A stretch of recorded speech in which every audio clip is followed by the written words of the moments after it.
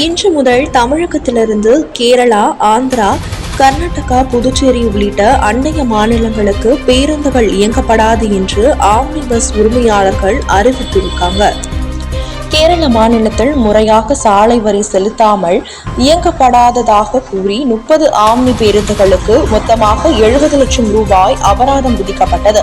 இதனால் தமிழக ஆம்னி பேருந்து உரிமையாளர்கள் அதிர்ச்சிக்கு உள்ளாகியுள்ளனர்.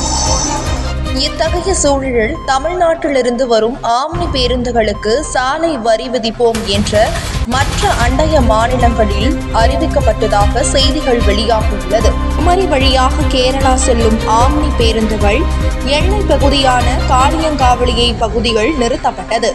திருவனந்தபுரம் செல்லும் பயணிகள் சில நிர்வாகிகள் மாற்று வாகனங்களை ஏற்பாடு செய்து அனுப்பி வைத்தனர்.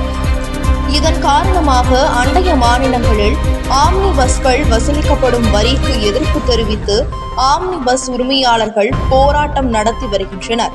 இன்று மாலை முதல் கேரளா, ஆந்திரா, கர்நாடகா, புதுச்சேரி மாநிலங்களுக்கு ஆம்னி பேருந்துகள் இயக்கப்படாது என்று பேருந்து சங்கங்கள் அறிவித்துள்ளது.